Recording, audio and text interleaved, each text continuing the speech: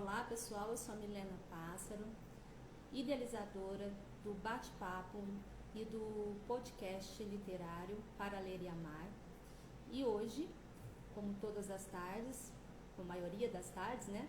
Estamos aqui para conhecer mais um autor. Esse autor, pessoal, já está lá no blog, tá? Então vocês já podem entrar lá no www.paralereamar.com.br, onde vocês vão encontrar Errantes do Pensamento. Olha o livro dele, ele já está aqui com a gente, eu já vou convidá-lo para entrar e ele vai contar para mim e para vocês tudo sobre a obra dele. Eu já vou chamá-lo para ele se apresentar, então vem com a gente para conhecer mais esse autor. Olá, boa tarde. Boa tarde, Álvaro. Seja bem-vindo ao Para Ler e Amar. Obrigado. Desde já quero agradecer por ter recebido esse nosso convite, por ter aceito esse nosso convite de estar aqui com a gente nessa tarde. Eu que agradeço aí o contato, o convite, né? E estou à disposição aí para responder e para participar desse programa. Então vamos lá. Álvaro, eu gostaria que você já se apresentasse para os nossos leitores, falasse de onde você é, qual a sua formação, desde quando você escreve. Estamos curiosos para te receber. Então, vamos lá.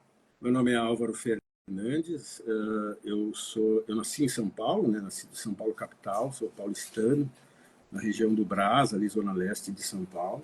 Tive a formação inicial, sou nascido de 68, né? Naquela geração que cultivou aí uma educação sob alguns parâmetros rígidos de censura e tal, né? Isso é um dos assuntos que eu abordo também, que eu gostaria de abordar no meu livro, né? Então, eu sou nascido em 68, em São Paulo.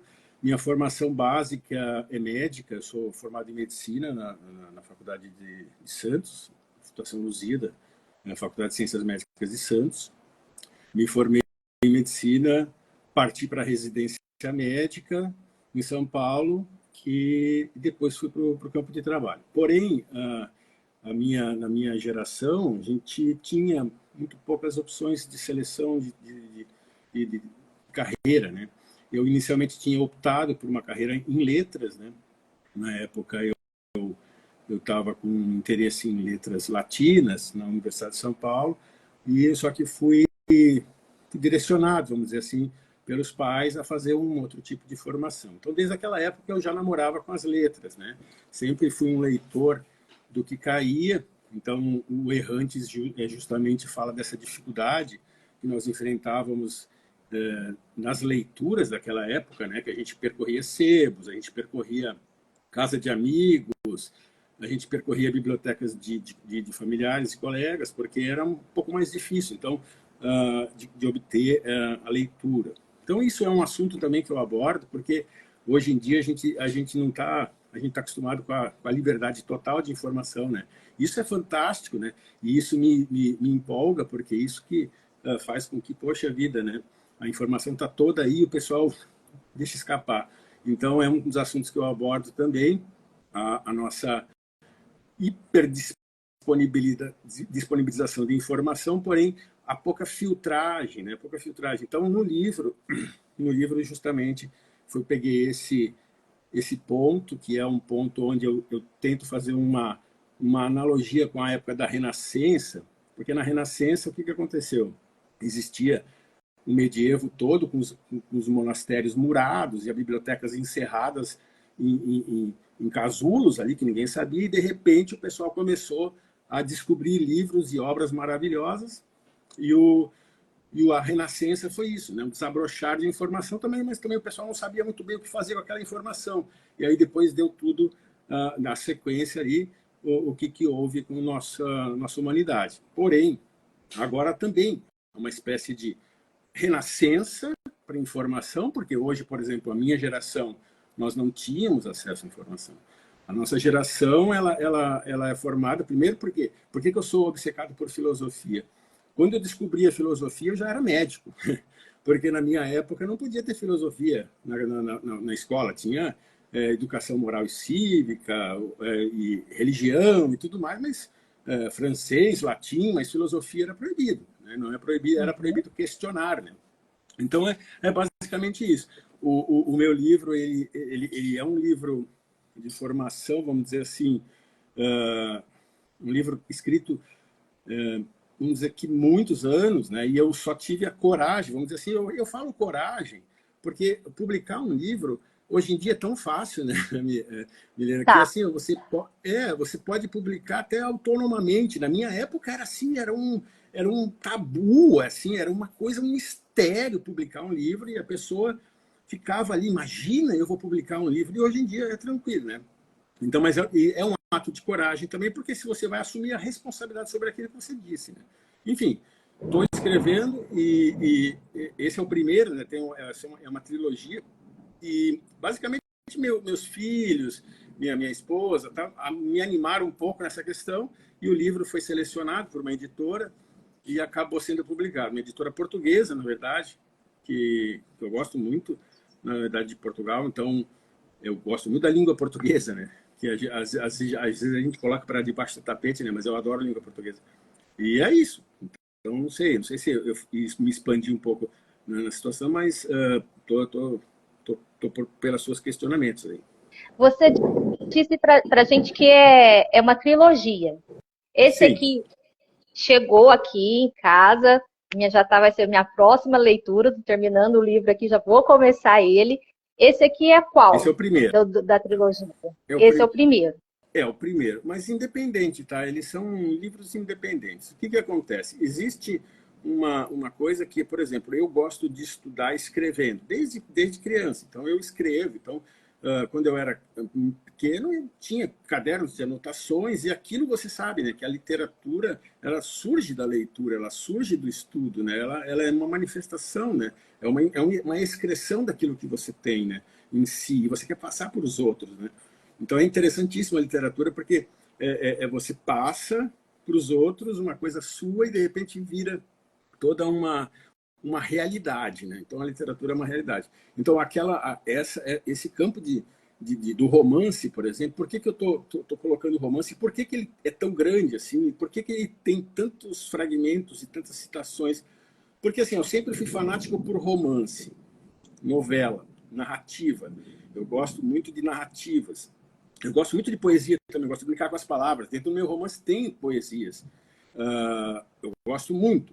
Mas a narrativa é uma coisa que me deixa maravilhado, porque o seu pensamento vai se produzindo na hora. Então, é uma autopoiese do seu raciocínio.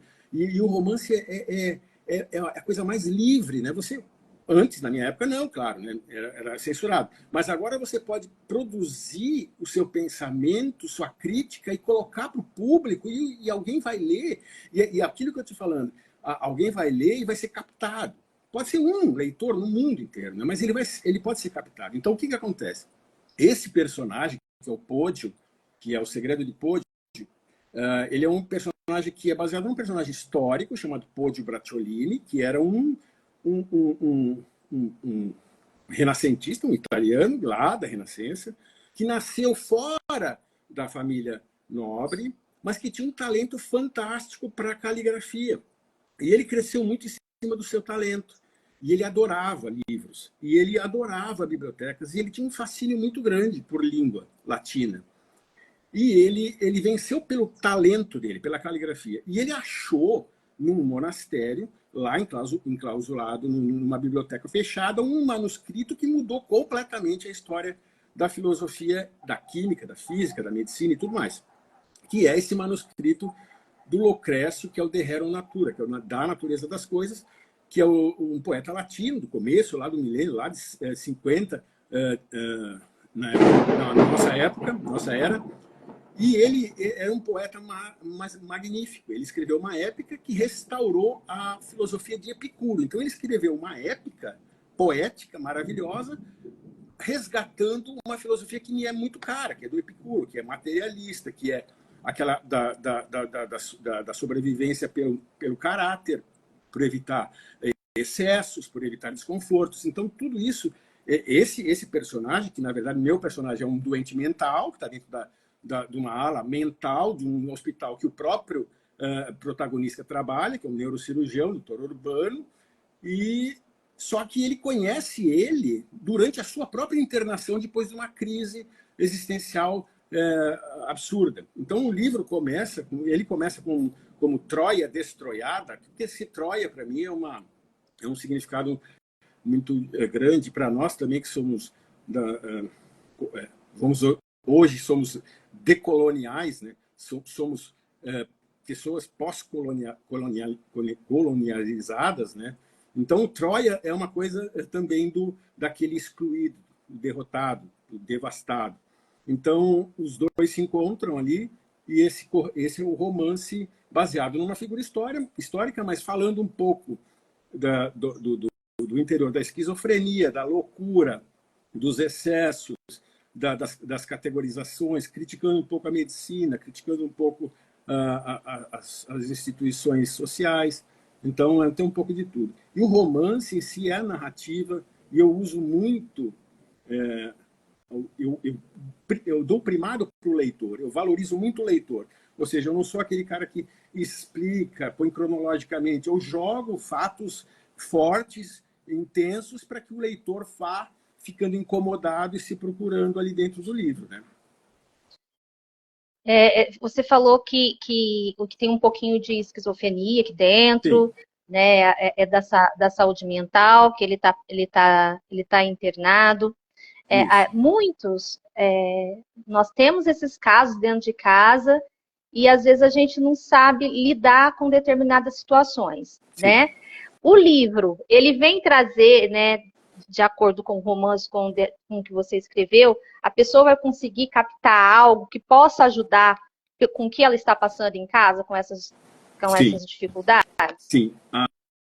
Eu começo o livro dizendo o porquê de um escritor, aquele escritor fracassado, escrever um livro, né? Porque, na verdade, para ele, a escrita é terapêutica, né? E a escrita é terapêutica na medida em que ela te reperspectiva, ou seja, ele era um cirurgião técnico, então daí vai a crítica um pouco da técnica muito afunilada, né? Era um cirurgião técnico que ligava pouco para as pessoas, que era vamos dizer assim, um autista técnico da neurocirurgia, e de repente vive uma crise existencial e ele, paralelamente a isso, ele vive uma situação de inveja com outro. São três personagens, na verdade, que são a trilogia da mente, né? É o Urbano, que é um neurocirurgião, o Asmin, que é um filósofo completamente marginal, que eu uso muito a marginália nesse lugar, nesse contexto, e o Dr. J, que seria o psiquiatra tradicional, só que é um tradicional diferente. Ele é mais para esquizoanálise, mais por uma psicanálise ampliada, vamos dizer assim, uma junguiana misturada com Deleuze e Guattari, por exemplo, vamos dizer assim. Então, isso é uma trilogia onde o Urbano sai da técnica do cérebro e vai ser submetido a uma crise e vai ser renascido dentro da unidade mental. O Jota, que sempre faz uma análise psiquiátrica mais teórica, e o Asmin, que é um filósofo, que faz a abstração da mente na natureza, né? E vai ser feito aí uma visita do Urbano a esse Hades dele, né, esse inferno existencial, e ele vai renascer de uma forma onde ele não vai poder mais operar, por exemplo, ele ser um neurocirurgião, porque ele perdeu algumas capacidades e tudo mais, mas ele vai renascer um médico mais humano, mais humanitário, mais relacional, mais social. Então ele próprio, mesmo se ele não combater aquela esquizofrenia ou a loucura dele, ele vai saber que aquilo é, no meio social, terapêutico para ele. Né? Então ele vai ser reumanizado dentro da própria instituição que ele trabalha. Nossa, que maravilha. Eu estou super curiosa para ler. E dentro desses seus personagens, primeiro, o que te levou a escrever esse livro? Sim, eu tenho esses personagens dentro de mim, vamos dizer assim, há muito tempo. Eu fui um menino muito estudioso, vamos dizer assim, fora do que eu fazia. Por exemplo, minha mãe e meu pai me direcionavam para medicina e biologia e eu fazia o mínimo ali e ia buscar outras coisas, né? Então eu sempre estava entre a transição, só que eu nunca tive coragem de assumir uma rebeldia do tipo que a gente assume, e sempre seguiu uma trilha meio canônica familiar. E aí chegou uma determinada época, agora, o ano passado, por exemplo, que eu tinha baús e baús de anotações. Meu filho se formou em psicologia e ele gosta de escrever. Então ele falou, pai, pô... e aí nós passamos aqui no Rio Grande do Sul uma calamidade pública de inundação, e eu sou diretor técnico do hospital, eu fiquei no hospital até o fim, fiquei 3 noites debaixo da água, e aquilo tudo mexeu um pouco toda a estrutura de você postergar tantas coisas, né? Então, meu filho estimulou, minha família, e eu achei assim, bom, chega de postergar, vamos sentar e todo dia escrever um pouquinho. E, na verdade, aquilo tomou uma proporção terapêutica mesmo, né? Tomou uma proporção que, para mim, foi maravilhoso, foi fantástico, foi uma virada, uma chave importante. Mesmo que eu sei que esse livro, primeiro, é um livro difícil, mesmo para mim, eu releio ele, às vezes eu tenho ódio dele, né? Eu falo assim, pô, eu podia ter escrito mais simples, podia ter escrito melhor. Não, mas era o que eu tinha, né, naquele momento, e aí o segundo talvez saia mais leve e tudo mais. Mas foi terapêutico e foi uma coisa que eu tive que arrancar de dentro de mim, porque não ia sair. Eu escrevi ele com 55 anos, né? Fiz 56 agora. E os meus personagens mais fantásticos é o Lucrécio, do ano 55, e o Nietzsche, que é também de 55. Né? Então, toda aí eu fiz uma numerologia e tal. Claro, não acredito em nada disso, mas fiz só para me animar para escrever também. Né? E voltando um pouquinho lá para a sua, né, vamos falar lá na sua formação como leitor, qual foi o tipo de livro que te chamou a atenção e que te despertou o encanto pela leitura? Na minha época, era muito difícil escolher, né? Então, por exemplo, eu estudei, eu nasci em 68, então lá na década de 70, 80 estava no primário, secundário, que hoje em dia é primeiro, né? Tem uma denominação diferente. E eu estudava em colégios totalmente católicos, inclusive do Candário Espírito Santo, Colégio Agustiniano, então todos eram muito religiosos, né? E as leituras eram aquelas leituras, né? E eu tinha alguns amigos que liam alguma coisa paralela, né?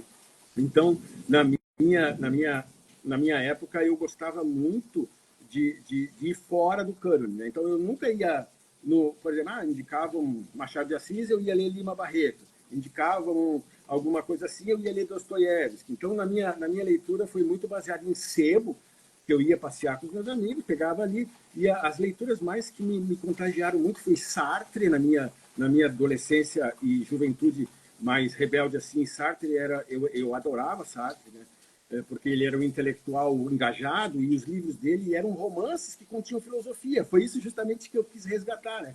Porque o Sartre ele era um filósofo difícil, existencialista e tal, tem muitas coisas que a gente não concorda tal, mas ele era um cara que ele seguia, né? E depois teve toda a sequência, né? Beckett, Nietzsche, e que foi toda a sequência desses autores aí que seguiam essa linha mais alternativa, mais existencialista. Hoje em dia, se eu for fazer uma retrospectiva, Dostoiévski, Sartre, Milan Kundera foi muito importante para mim na época da juventude também. Beckett foi muito importante porque eu entendi com Beckett que você podia escrever um romance de qualquer jeito, você não precisava seguir uma linha, né? Ele escreve um romance que você tem que buscar se existe personagem ou não. Isso para mim era fabuloso. Mas eu ainda estou um pouco na fase anterior ao Beckett, né? Eu ainda estou um pouco mais da matéria, né, do personagem. A gente, como escritor, a gente costuma trazer para a nossa escrita tudo aquilo que nos formou como escritor. Você enxerga todos esses escritores que você citou dentro da sua escrita? Eu me enxergo, mas eu enxergava mais quando eu estava ainda engajado em tentar achar um caminho. Porque eu encontrei uma forma de tê-los dentro de mim. Por exemplo, nas últimas leituras que eu tenho, por exemplo, dos filósofos, né? De Spinoza, de Schelling, de Deleuze, que eu gosto muito dessa linha, assim, da linha, porque o que acontece? Se você for ver nosso país, a nossa língua, a gente se forma eurocentricamente, né? Então a gente precisa tem algumas coisas que a gente precisa descartar. A gente não pode ir sempre pela... Ah, não. E eu vou muito pela minha intuição. Mas eu vejo, assim, eu sou uma pessoa mais tímida e que minha revolta está dentro do livro. Ou seja, eu me revolto contra o colonial, eu me revolto contra o português, eu me revolto contra a instituição política manicomial ou institucional, mas eu me revolto aquela revolta gentil, aquela revolta romanesca. É por isso que eu falo rapsódia, né? Aqui aquilo fica intuindo, e eu jogo ali, aí depois eu vou ver, puxa vida, isso aqui está muito parecido com o que eu li antes. Mas eu acho que tem muita coisa, agora, na minha idade um pouco mais madura, eu consigo ver o que sou eu escrevendo. Por exemplo, eu escrevi esse livro e as pessoas falaram assim, poxa vida, 530 páginas, um livro com milhares de referências, citações. Eu falei, sim, por quê? Hoje em dia, as minhas referências são referências ficcionais, fantasistas. Eu faço isso porque a gente está acostumado com a... Você vai ler uma literatura ali, acadêmica, e está cheia de referência. Meu filho veio falar para mim, poxa, pai, eu fui fazer um TCC, os caras não me deixaram porque não tinha referência bibliográfica. Eles falaram, mas isso que é o importante. Você não vai ser um comentador, você vai ser um criador. Enfim, tudo no livro tem uma crítica um pouco mais tranquila, assim, vamos dizer assim, mais sutil, apesar de ser escarrada, né? Então, eu sou muito fragmentado, sou muito plurivalente, mas eu sigo um corrimão de uma coisa um pouco mais romanesca, assim, vamos dizer. Por isso que eu gosto do romance. Porque, por exemplo, se eu fosse lá criticar mesmo os filósofos franceses, eu ia ter que ter doutorado, pós-doutorado, 50 mil livros publicados. Eu não ia conseguir. Por romance eu consigo ir lá e falar, Descartes, pelo amor de Deus, para de falar com isso. Eu quero mais é que se dane. Então, isso que eu acho mais fantástico do livro do romance. E mais fantástico ainda, que é como o Poggio foi lá e pegou o Lucrécio, que o Lucrécio tinha a teoria dele dos átomos de Epicuro, né? Que era uma chuva de átomos, e de repente um batia no outro, encontrava e formava uma criação. Então era completamente aleatório. Então, por exemplo, eu jogo um romance na vida, aí você, Milena, foi lá, deu um não sei o quê, puxou, e de repente alguma outra pessoa. Então isso aí algum dia vai gerar alguma coisa, sei lá, mas é mais a teoria aleatória desses leitores que eu busco. Não busco a leitura daquela tradição dos mais vendidos, dos best-sellers e tudo mais. Eu busco a aleatoriedade do encontro. Tanto é que você vai ver que no meu livro tem vários encontros. E esse livro, ele é jogado. Igual a gente é dado no mundo. Então, ele vai ser depois, no livro 2, talvez, um pouco mais explicitado e tudo mais. Mas esse aí tem muitas influências, mas ele tem um histórico que dá para você levar, um fio de Ariadne ali que dá para você sair em algum momento. E ele termina ali de uma forma bem legal, não querendo estragar a leitura de alguém, mas o livro, o De Rerum Natura, do Lucrécio, ele tem 6 livros. Antigamente eram rolos, né? Cada rolo era um livro, né? Então ele tinha 6 livros. E o Lucrécio termina o livro dele com A Praga de Atenas. Aí você lê o Lucrécio inteiro, 1, 2, 3, 4, 5, ele é otimista, naturalista, ele gosta do mundo, de repente termina com A Praga de Atenas, todo mundo morto, um horror. Eu falei, não pode ser assim. O livro não pode terminar no livro 6º. O Poggio deve ter se enganado. Deve ter o livro 7º. E aí o livro todo se baseia nessa intuição do Poggio, personagem da ala mental, imaginando que tinha o livro 7º, e o livro 7º vai ser uma saída ali para cada um pensar o que é o livro 7º. Claro que não existe esse livro 7º na ficção, né? Mas é esse o intuito, né? Pegar a história, transtornar ela, esquizofrenizar a história, para que você possa enxergá-la de uma outra forma, que é o que a gente, por exemplo, na nossa escola a gente aprende, que a gente foi, a caravela veio aqui, nos colonizou e tal. Não, na verdade, isso está olhando pelo português, né? Mas se você olhar pelo esquizofrênico, o índio que estava aqui, você vai ver um pouco diferente. Então, essa mais a visão invertida que a gente gostaria de impor, de colocar na narrativa, mesmo que seja de forma gentil, vamos dizer assim, cordial, que nem diz, né? Que nem diria o Sérgio Buarque de Holanda, cordial. Quais foram os seus principais desafios para escrever o Errantes do Pensamento? Foi o tempo, na verdade. Foi o tempo.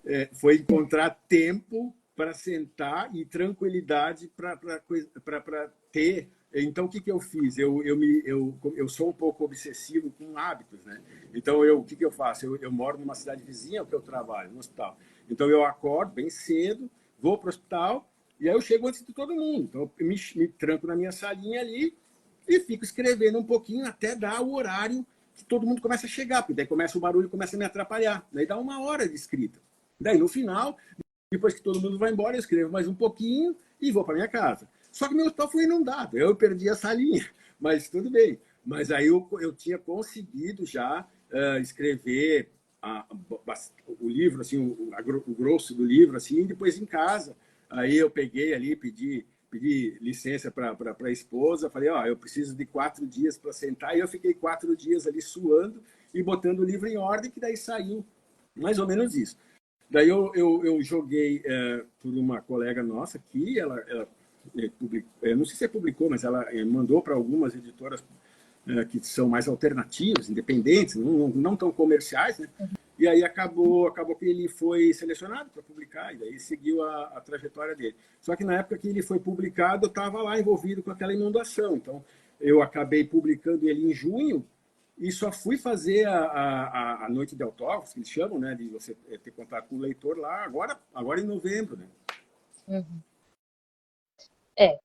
Infelizmente teve esse obstáculo, né? São coisas da vida que a gente tem que lidar com elas, infelizmente.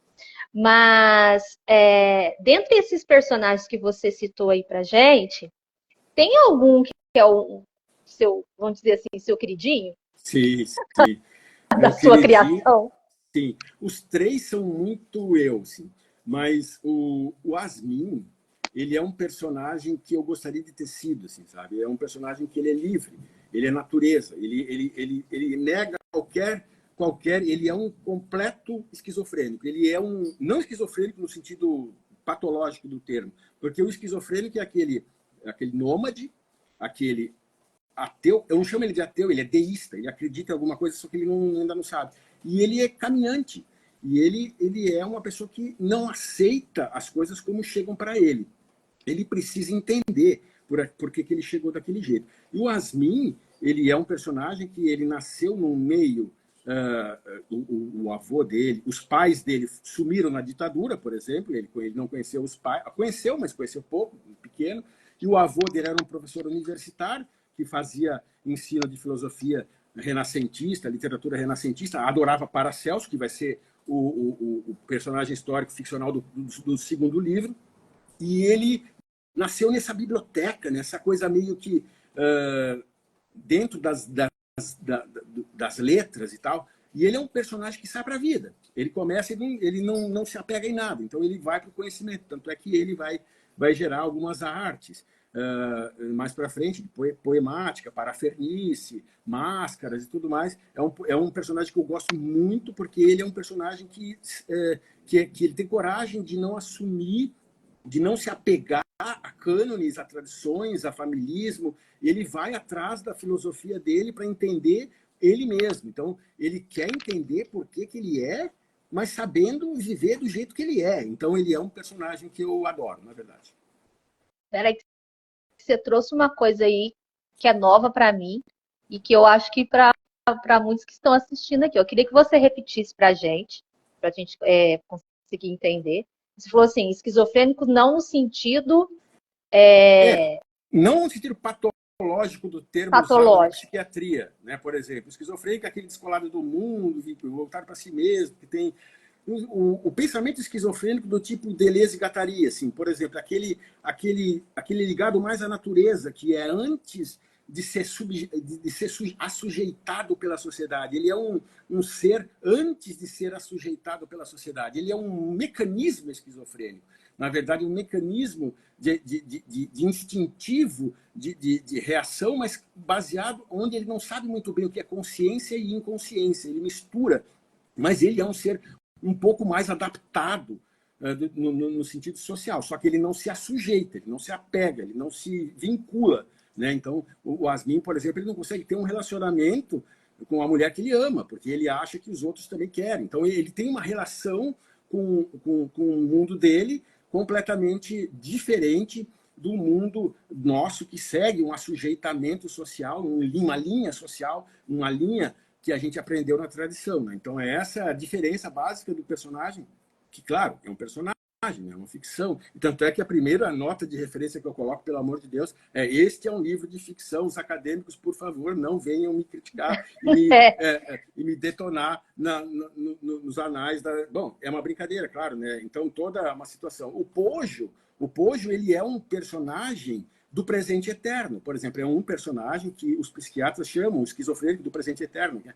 Que ele vive aquilo que ele se adapta. Então, o Pojo, na verdade, não é o Pojo. Né? O Pojo é um personagem da ala mental, com um certo grau de esquizofrenia, ou um espectro de esquizofrenia, que se apega numa fase àquilo que ele está tentando explicar para ele. Na época, ele se apegou à bibliotecária, que é a Maria. A Maria é uma bibliotecária sui generis também, que odeia livro. Então, a Maria é uma bibliotecária que odeia livro, porque ela odeia Gutenberg, por exemplo. Ela queria que os livros fossem manuscritos e não reprodutíveis. Então, ela tem um ódio ao Gutenberg porque é reprodução técnica. Né? Então, ela queria que os livros fossem manuscritos. Então, é assim, a relação com a Maria e com o Pojo, aí o Pojo se adere ao que a Maria passou para ele, por isso que ele assume o personagem de Pojo. Então, também é um presente eterno, é um personagem que deixa o seu inconsciente lidar com consciência.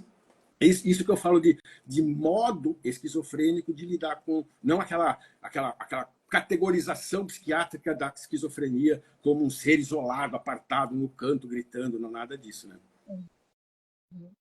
Então, repete aí pra gente. Presente eterno. Presente eterno. Na verdade, o que acontece? O presente eterno dele, ele vive aquele momento, porque ele é um personagem que está sempre com as sinapses todas abertas, os canais todos abertos, e ele capta tudo. Então, tudo que ele capta naquele momento, ele vincula e explica. Se ele explicou, por exemplo, ele explicou, que nem o que aconteceu com o Pojo. Tá? Vou dar alguns spoilers aqui. O Pojo, ele se apaixonou pelo Pojo Bracciolini, que é esse personagem histórico. E aí ele foi buscar o livro 7º, que ele achou que tinha o livro 7º, do Lucrécio. Só que ele, no decorrer das leituras sobre o Pojo que Maria dava para ele ler, ele viu que existiu na trajetória do Pojo, o Pojo Bracciolini, personagem histórico, assistiu uma fogueira de uma pessoa, que era o Jerônimo. O Jerônimo, que era um filósofo, teólogo lá atrás, que foi queimado pelas suas ideias e morreu até o fim, acreditando nas suas ideias. Então ele ficou espantado com aquilo. E ele acaba, depois, colocando até fogo em si mesmo, acaba indo para a UTI, e depois da UTI ele vai encerrar esse ciclo do Pojo e vai voltar para um novo presente dele, que ele vai achar um outro personagem para se lidar. Por isso que o esquizofrênico, às vezes, fala: eu sou Jesus, eu sou Napoleão, eu sou não sei o quê, porque ele usa todo aquele arcabouço de informações para formar um personagem para se explicar a si próprio. Então, na verdade, o Pojo se explicou, aí se queimou, aí vai voltar e vai ser um outro personagem no segundo livro. Então, esse é o modo do Pojo agir, presente eterno. Ele encerra um ciclo e começa outro tentando se explicar o ser dele, da existência dele. Porque, na verdade, o Pojo, ele não tem uma categorização familista, por exemplo. Ele foi largado no hospital pela mãe dele, em situação horrorosa, nasceu lá e ficou por lá. Então, ele não tem um arcabouço tradicional, familiar, de uma forma... Então, ele se apega ao que tem. Então, a memória dele é a memória do dia, é a memória do presente eterno. Ele vive aquilo, é igual aqueles nossos cachorrinhos, né? A gente deixa aí, volta, depois de 10 minutos ou 90 horas, eles reagem da mesma forma. Então, é que ele segue um padrão de reação a resolver-se a si mesmo, entendeu? Seria, talvez, uma fuga daquilo que ele não aceita, de um sofrimento, Sim. do que ele passou, talvez que ele enxergue como um fracasso, como uma dor muito forte, muito grande? Então, as linhas de fuga são as famosas terapêuticas, né? Como o Pojo, ele é um personagem que ele não tem a noção do sofrimento em sentido moral, tradicional nosso, ele vive aquele momento dele. Então, para ele, não existiu esse sofrimento da perda de um pai, da mãe, da estrutura edipiana familiar. Ele não teve isso aí. Ele viveu dentro de um hospital. E a mesma coisa, né? O que acontece? Ele vive para passar por aquele dia, né? Então, ele é um presente eterno. Então, claro, é toda uma estrutura inconsciente, né? Mas é um sofrimento. Tanto é que ele sofre porque ele tenta se achar nos outros, né? Ele busca a si mesmo no outro. Inclusive, ele tem ações, no primeiro livro ele se coloca fogo, porque ele se adaptou tanto ao personagem Jerônimo, né, que morreu na fogueira, que ele achou que o Jerônimo, né, atingiu a tal ataraxia, né, tranquilidade, serenidade com aquilo ali, porque ele acabou vivenciando a força da convicção do Jerônimo. Então, e aí no segundo livro ele renasce, vai ter outra situação semelhante e de sofrimento também. Mas o sofrimento para ele é a reexistência. Ele vai se existindo, ele vai se persistindo, porque é o jeito dele, de lidar com o dia dele, né? Como que foi para você? Como que você criou esse personagem? Completamente aleatório, assim. Porque o que eu te digo? Eu não escrevo, eu não fico imaginando, assim, eu só consigo escrever sentado escrevendo. Eu não consigo imaginar, e daí não, eu tenho que sentar e escrever. Então, o meu pensamento, eu escrevo primeiro na folha, porque eu acho que a folha é interessante, porque você pega a caneta e a página resiste um pouco. A tela não resiste nada. A tela você escreve qualquer coisa e vai saindo e você não pensa muito. A folha resiste mais à sua caligrafia, então aí você começa a pensar. Então, na verdade, eu sou muito aficionado pelo Paracelso e a filosofia renascentista. Por quê? Bom, eu sou médico, né? Então, o que acontece? A medicina nossa está muito comercialista, consumista, medicalizada. Nós vivemos na época medicalizada. A gente não vive mais numa época normal, assim, de relação normal com a medicina. Eu acho que isso está muito ruim, tá? Então, eu comecei a estudar aonde aconteceu isso, né? Então, você vê que a medicina mudou ali com o Paracelso primeiro, porque ele afastou séculos, milênios de galenismo e de hipocratismo, que era uma medicina completamente surreal, fantástica. Aí depois ele vai para a experiência, mas ele ao mesmo tempo era uma pessoa muito religiosa, então ele não se desvincula, e daí nós caímos na ciência, e depois a gente... então, a filosofia da Renascença sempre me deu muita vontade de estudar por que aquilo ali não foi para o outro caminho. Por exemplo, por que eles descobriram, né? Acharam o nosso país e aí nós viramos isso. Então, naquela época, para mim, a gente tinha escolha moral. Eu chamo de oceano moral Atlântico, né? A gente tinha uma escolha moral para fazer e a gente escolheu tudo errado. A gente fez uma coisa errada. Então, eu acho que aquela época...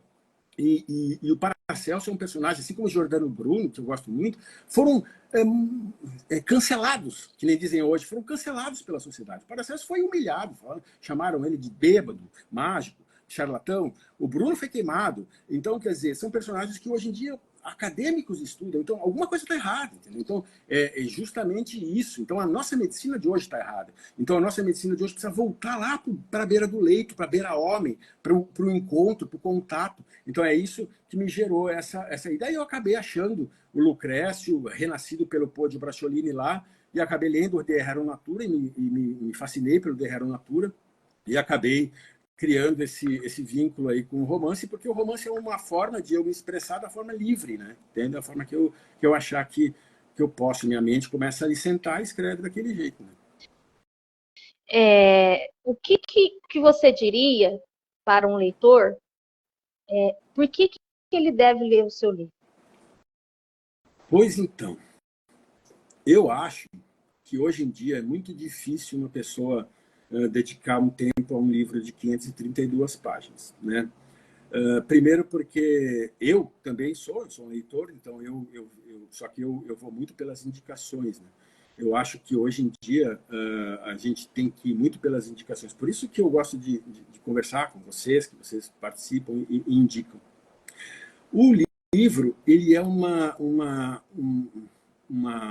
abordagem tanto da forma narrativa, do gênero narrativo romance, de uma forma diferenciada, não cronológica, fragmentada, buscando aí alguns dados filosóficos, históricos, médicos, que vá estimular o leitor, não que ele leia de uma página até o fim, mas que ele abra no meio, você vai ver que o livro ele não é uma leitura tipo Guerra e Paz, que se você perdeu 2 capítulos, aí você tem que voltar um pouco, tal. Não, Guerra e Paz é fabuloso, mas estou falando só que é uma coisa diferente. O meu é fragmentado, você pode abrir no meio e vai ler ali um fragmento e vai ver uma referência e vai ver se isso te interessa ou não. Eu acho que a gente tem muitas coisas para pensar. Nós, como literatura brasileira e língua portuguesa no Brasil decolonial. Eu acho que a gente tem muita coisa para pensar, principalmente na nossa medicina, na filosofia nossa do dia a dia, que nós temos que repensar muitas coisas. Então, a rapsódia filosófica é um modo de você inserir, pelo menos para mim, que não tive essa oportunidade filosófica na minha formação, de inserir a filosofia no dia a dia e de tocar alguns leitores que se captem por isso, para ir buscar alternativas a essa enxurrada de romances e de literatura que a gente vive hoje em dia. Porque a abertura tem esse problema, né? A abertura abre para todos. Né? Então, você precisa ter um filtro mínimo, não censura, nem resistência, mas uma indicação. Porque, por exemplo, meu filho, ele nunca leria Nietzsche, por exemplo, se eu não chegasse para ele e falasse, vai lá e lê, assim falava Zaratustra, e ele se entusiasmou porque ele estava em outra situação. Então, quer dizer, para ele eu fui um bom caminho. Então eu falei, lê aquilo aí. Podia ser um horror, ele podia começar a ler e jogar fora, mas assim, foi bom. Então ele mudou. Então, assim, algumas coisas no livro,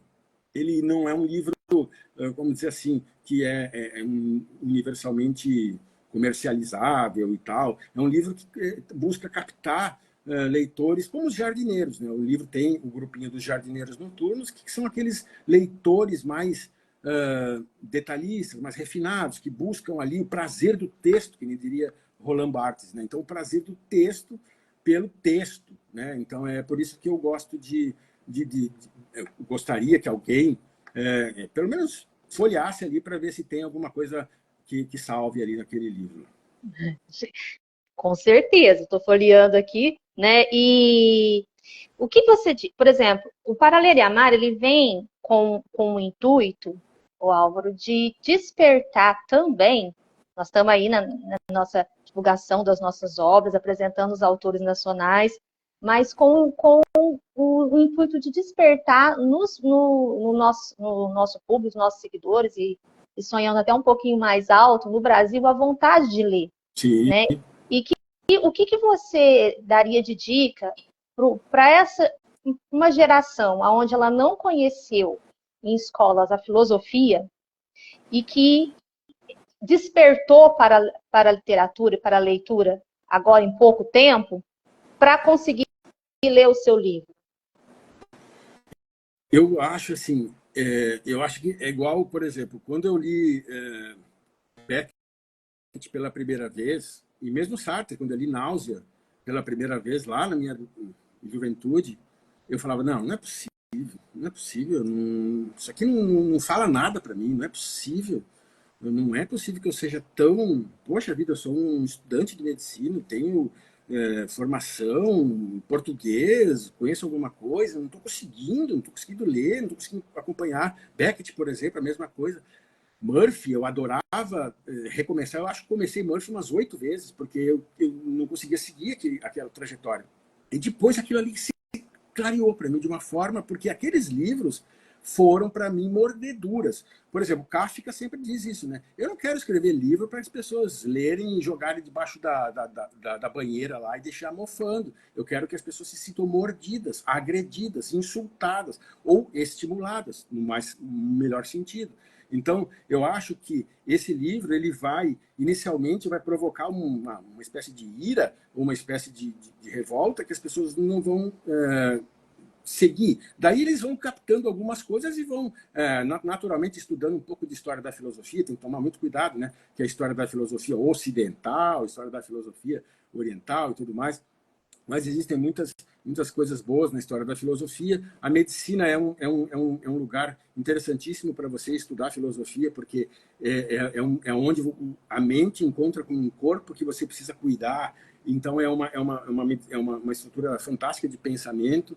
A filosofia da Renascença, alguns autores, eu gostava muito, né, quando eu era quando eu já entrava na faculdade, do Tristan Shandy, do Lawrence Stern, porque aquele livro dele com as digressões dele nunca chega em lugar nenhum, e é gigantesco, ele não passa da primeira infância. Depois Beckett, depois Milan Kundera, Ítalo Calvino, os brasileiros, eu gosto muito do Osman Lins. Então, são autores que eu acho que a gente deveria resgatar muito, né? Então, eu acho que um pouquinho de filosofia, não precisa ser muita coisa, assim, mas uma história mais básica da filosofia e algum sentido de lacuna, que a gente chama de lacunário, que é a vontade de saber, mesmo que você não saiba o quê, porque o conhecimento, que nem diz Montaigne, ele vai chegar naquele lugar, independente do lugar que você começar, né? Então, é um estímulo a tentar conhecer mesmo a nossa própria existência, né? Nossa própria... olhar para o outro, olhar que você não é uma pessoa isolada no mundo, tudo essas questões que eu acho que vão fazer... eu acho que as pessoas precisam um pouco mais de perspectiva filosófica, existencial, literária. A gente precisa dar mais valor à língua portuguesa, ao nosso país, a gente precisa acreditar em nós mesmos. A gente não pode ser comentarista para sempre, a gente precisa sair. Poxa vida, outro dia eu vi um comentário de um comentador, acho que nessas redes sociais mesmo. Por que o brasileiro nunca chegou ao prêmio Nobel de tal e qual? Eu não sei o que ele estava falando, mas é por quê? Porque o brasileiro, quando ele um certo patamar, quem vai contra ele é mesmo o próprio brasileiro. E eles não vão para cima. Então o brasileiro tem que se ajudar. Ele tem que crescer, todo mundo tem que crescer. A nossa cultura precisa se valorizar. Hoje em dia a gente tem uma abertura. A gente tem as filosofias pós-coloniais, decoloniais, a questão da filosofia racial e tudo mais. A gente tem aberturas fantásticas. A gente precisa aproveitar. É um renascimento, é o que eu digo, né? O renascimento que era para o povo, agora tem para nós. Agora vai escolher. Nós vamos chegar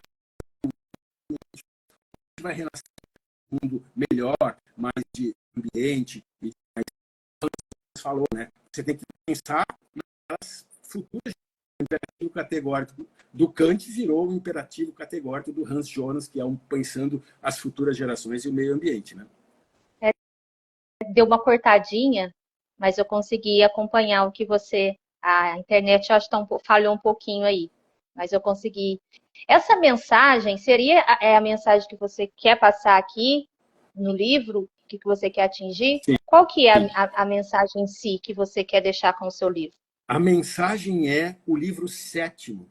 O livro sétimo do Lucrécio é inexistente. Então, cada um escreve o seu.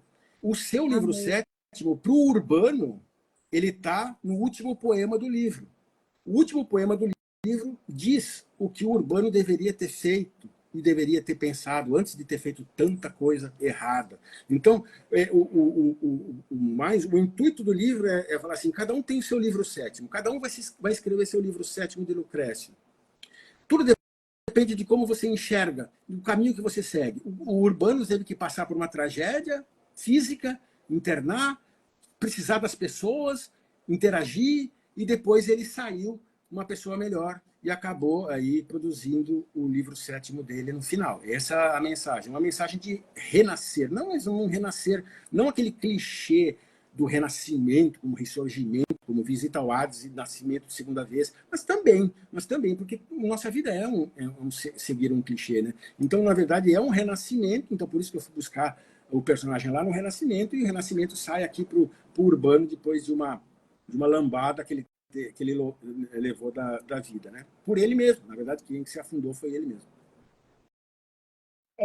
Essas lombadas que a vida dá leva a gente a encontrar o verdadeiro motivo para o qual, né? Às vezes esse sétimo livro que a gente está imaginando, a gente nunca chega nesse sétimo livro, né? Exatamente. E outra coisa, se você não tem coragem, atitude de sentar, pensar na sua vida, escrever o sétimo livro, ele não sai nunca. Porque às vezes o tombo que leva, e se a gente resolver não levantar e ficar caído, né? Isso aí. É igual o personagem. Ai, eu estou muito curiosa, gente, para ler, já está aqui. Já está também no blog, pessoal, então vocês podem entrar lá no www.paraleriamar.com.br e adquirir o seu. Vamos nos deleitar aqui nessa leitura, com tudo que a gente disse, aprender com a leitura. Eu te perguntei aqui do que você diria para uma pessoa jovem. dos anos, vamos dizer, da década de 90 para cá, que eu acho que é bem diferente da educação na parte de filosofia, Sim, de 90, né, acho que de 80, não sei. Vocês tiveram um acesso maior, sim, mas se ter que ler de novo, sentar, pesquisar, é isso que vai trazer o aprendizado. Então, o que isso. está falando? O que é isso? Eu não sei, eu não tenho conhecimento sobre isso. Então, gente, vamos pesquisar. É igual você diz, hoje a gente tem tudo tão pronto, né? Então, Exato. se o livro está trazendo aquilo para a gente e é uma informação que a gente ainda não tem, antes eu tinha que ir, Sim, eu estou com 44 agora, né? A gente tinha que ir em bibliotecas, tinha que ir atrás, né? Era tão difícil sair de casa em busca de informação. Hoje, na palma da nossa mão, a gente tem a informação que a gente quer, e eu vou voltar naquilo que você disse no início. Às vezes a gente está procurando coisas que não vai agregar, né? Sendo que a isso. gente pode estar contribuindo para o nosso crescer, né? Nos tornar mais informados, mais nobres. Estou Exatamente. muito curiosa Que bom. para ler o seu livro, já indico aqui, pessoal. E para uma pessoa que está começando, que você disse que já tinha pensado antes, mas saiu em 2024, né? Que está pensando. E tem aqui quantas páginas? Deixa eu ver que você disse. Esse é 532. Tive que parar antes para terminar, né? É. Quer começar agora, né? É igual tem que fazer, tem que escrever o seu sétimo livro. Você já até respondeu, mas eu vou te perguntar de novo. Sim. Aquela pessoa que tem esse sonho, que tem essa vontade de escrever, de pôr em prática, qual que é a sua mensagem que você deixa para ela?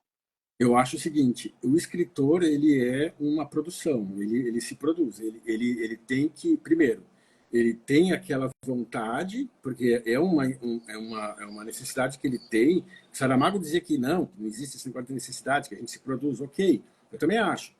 Mas, caramba, eu sou desde criança que eu tenho vontade de escrever, então eu encho cadernos e cadernos, mas nunca fui um escritor. Então, na verdade, eu tinha uma vontade, uma intuição de colocar meu pensamento escrito para mim, eu entender eu mesmo, e só virei um escritor, vamos dizer assim, entre aspas, quando eu me conscientizei, tive a atitude de, bom, agora eu vou me dedicar tantos minutos, tantas horas por dia para sentar aqui, escrever e anda com um caderninho, uma anotação. Hoje em dia é fácil o celular, mas o celular a gente perde muito.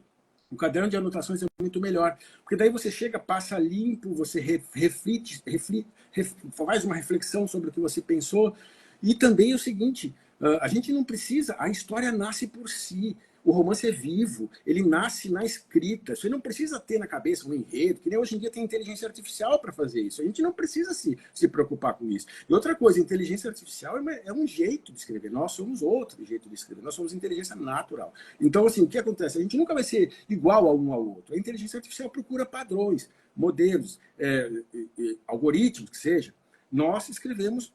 A gente é um milagre na escrita, porque a gente produz o que a gente pensa. Então, a gente materializa o imaterial, o que é pensado. Então, na verdade, se você tem caderninhos de anotação, vai anotando, que a história naturalmente vai nascer. Você, às vezes, vai pegar personagens do seu dia a dia, vai pegar, mas os personagens conceituais, as personalidades conceituais, os conceitos, aquele que você quer passar, é aquilo, por exemplo, que você sente como moralidade, como religiosidade, como filosofia de vida, como existência. Então, quer dizer, eu acho que é ter o hábito de sempre anotar seus pensamentos, refletir criticamente sobre tudo e não aceitar tudo que vem pela frente, é rejeitar a princípio e depois pensar e depois escrever, reescrever e depois senta no computador e vai que a história vai nascer, porque o nosso cérebro ele é aditivo. Ele vai se aditivando de coisas. Então, tudo que os hábitos fornecem a continuidade. O hábito fornece a continuidade. Se você não tem o hábito, você não vai ter continuidade. Então, a história vai nascer do seu hábito e da sua continuidade. Tem uma pergunta que eu faço aqui sempre, que eu falo que os nossos leitores ele podem levar para a vida, né? Eu pergunto para o escritor como que ele lidar com as críticas negativas que vêm do livro, né? Que eu acho que o leitor ele pode fazer uma reflexão sobre as críticas que a gente leva no dia a dia. Sim. Né? Porque tem certas críticas que deixam a gente para baixo, a gente não consegue sair, só fica com aquilo, com as Sim. críticas ruins. Como que você, se você teve alguma crítica nesse sentido do seu livro, e o que se teve, o que você fez com ela? Porque quando a gente manda para a editora, eles mandam para a gente com algumas coisas para a gente melhorar naquilo que a gente escreve, Sim. né? Conta para a gente. Não, eu achei até que, por exemplo, quando eu mandei o livro estava bem mais cru, mais, vamos dizer assim, mais grosso. As críticas deles da revisão foram excelentes, eu adorei. As críticas negativas eu tive ainda poucas, mas eu acho que é porque eu não tive tantos leitores, na verdade, né? Mas eu gostaria de ter críticas negativas, porque o que acontece? A crítica negativa é que vai me fazer gerar a resposta para essa crítica negativa. É a que vai gerar a lacuna em mim, que vai me gerar o desejo de produzir uma resposta. Então, eu lido muito bem com a crítica negativa, porque eu acho que, quer dizer, eu prego a crítica, na verdade. Eu quero que as pessoas sejam as mim. Eu quero que elas rejeitem as coisas a princípio, a priori rejeitem. Por exemplo, as coisas que a gente aprende e tudo mais. Então, eu acho que a crítica negativa é uma crítica que não devia ser negativa, é uma crítica construtiva, porque o cara que está criticando porque ele entendeu e está tentando te dar uma resposta, e existe a crítica destrutiva por si mesma, a crítica pela crítica, que essa eu acho que ninguém deve levar em consideração, né? Porque as pessoas às vezes não leem e criticam por qualquer coisa, por preconceito, por sei lá o quê. Então, a crítica que vem para ti, porque o cara leu. Bom, primeiro que a pessoa que leu, eu já sou muito agradecido, porque, na verdade, a leitura gera tempo da pessoa. Então, ela se dedicou a alguma coisa. E se ela criticou, ela perdeu mais tempo ainda. Então, eu vou dar valorização mais ainda para ela, para eu poder fazer a desconstrução e a reconstrução da crítica dela. Entendeu? Então, eu acho que tem que valorizar muito a pessoa que lê e a pessoa que critica também. Álvaro, foi um prazer te ter aqui com a gente. Mais uma vez, muito obrigado por você ter aceito. Muito E obrigado. eu gostaria que você deixasse aí suas últimas palavras para os nossos leitores sobre esse nosso bate-papo. Bom, primeiro eu agradeço, Milena, muito legal. Acho que é mesmo aquilo que eu prego nos encontros, aí, Lucrécio e Epicuro, dos encontros aleatórios na vida. A gente vai se encontrando e vai tentando colocar, mesmo que o livro não tenha mais as ideias, acabaram gerando algum tipo de reflexão. Então, eu acho que a gente está num mundo que a gente tem uma escolha moral nesse momento. A gente está, de novo, a gente está num renascimento, que algumas pessoas usam o termo de pós-moderno, capitalismo tardio, uso de um monte de termos, só que a gente está num renascimento. A gente tem a opção moral de ser diferente do que a gente foi daquele que chegou no Holocausto, por exemplo, ou na colonização e no genocídio. A gente tem o dever moral de escolher diferentemente dessa forma. Então, eu acho que a gente precisa usar todos os meios para transmitir essa questão de você reperspectivar, de você trocar de página, de você trocar de canaleta, de você ir para outro caminho e tentar fazer sua diferença pela sua diferença. Não porque você é diferente, mas porque sua diferença é diferente, então é singular. E buscar a sua trajetória. A minha trajetória é essa.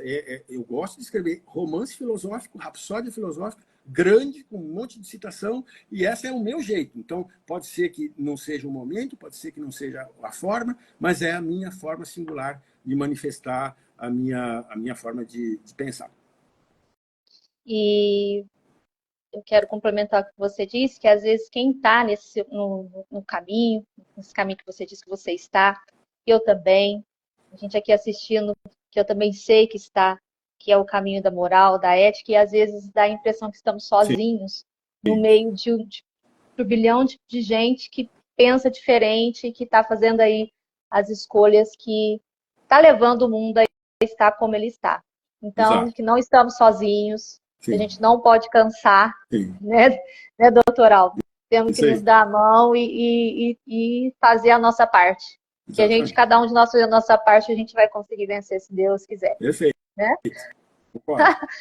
Olha, gente, já teve gente que perguntou, aí para deixar um abraço, o escritor Regis esteve aqui com a gente, ele perguntou onde te encontrar, o seu arroba.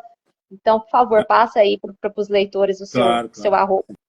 Obrigadão. Valeu, Milena. Muito obrigado, tá? Ó, eu vou passar passar então aqui, @Álvaro Fernandes, autor? Escritor. É isso, seu perfil? Álvaro Fernandes, escritor, direto assim. @Álvaro Fernandes, escritor, tá Isso. bom, gente? Um abraço. Tchau, tchau. Obrigado. Tchau.